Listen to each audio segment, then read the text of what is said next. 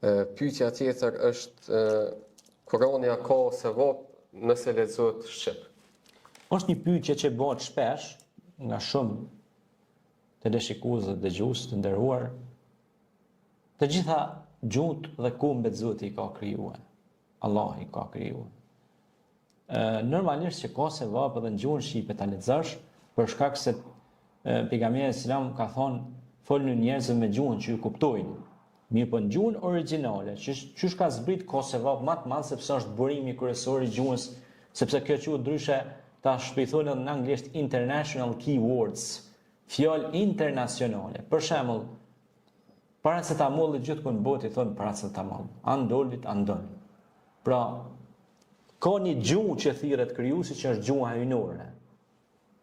Duke pas respektin maksimal ndaj gjuhës shqipe se është gjuha jonë, është gjuha kombit tonë. Por nëse lexojmë gjuhën shqipe, e kuptojmë edhe më mirë Kur'anin. Por nuk do të thotë na tash me anashkalu lexim me mësua edhe origjinalin e Kur'anit, sepse sot njerëzit po mësojnë ka 2-3 gjuhë të huaja, e mëson anglishten, e mëson italishten, e mëson gjermanishten. E pse se mësosh gjuhën e Zotit, gjuhën e Kur'anit? Pra neglizhenca, a? Pra ne shpesh herë neglizhojmë shumë gjëra. Dikush i din me mira emrat futbollerave, dikush i din me mira emrat aktorëve të filmave, e din filmin pe fillim deri në marim, çysh ka shku që e ngjarje. Nuk jam kundër, mirë po ti fjalën e Zotit ku ka lutje, ku janë mirësi, ku shkakton një efekt alkimi të mirë, pse nuk e mëson?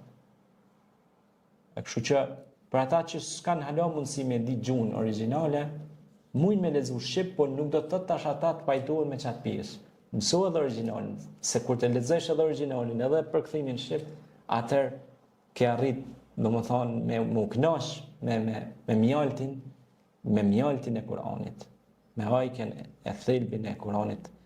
E ndaj normal preferohet që ata që nuk e din mirë edhe gjuhën arabe, domethënë përkthimin e saktë, se ka që e lexojnë Kuranin dhe gjallshëm, e lexojnë bukur, kanë mësuar hifz, hafuzat Kuranit, mirë po nuk e ka mësuar gjuhën arabe, përkthimin. E tash ai e din hafiz lekin, ndoshta edhe hafiz Kuranin, po nuk din arabisht. Apo kupton? Amo e lexon Kuranin perfekt. Amo tash në këtë rast ai është hafiz, po arabisht nuk din, atëherë ai është mirë ose ta mësoj gjuhën origjinale, ose ti rikthehet edhe shqip që me ditë çka tu lexue. Se nuk do të thot patjetër ti tash ta mësosh arabishten, edhe ta mësosh edhe bosh edhe hafiz Kurani, edhe ta mësosh shqipen, po qofse ti ke mësuar Kuranin përmendsh, atëherë mundohu pak edhe ta mësosh, jo pak, po shumë ta mësosh edhe kuptimin e Kuranit.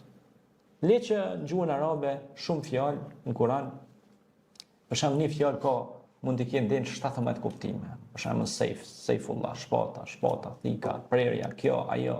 Pra ka shumë kuptime, ka laurishi të fjalës. Sepse gjuha e Kuranit është shumë e pasur, ka pasuri të madhe. Një fjalë mund me të pas deri 20-30 kuptime. E din ekspertët e gjuhësisë, ata që merren me lingvistikë dhe morfologji dhe sintaks semantike kështu më radhë. Faleminderit. Faleminderit shumë.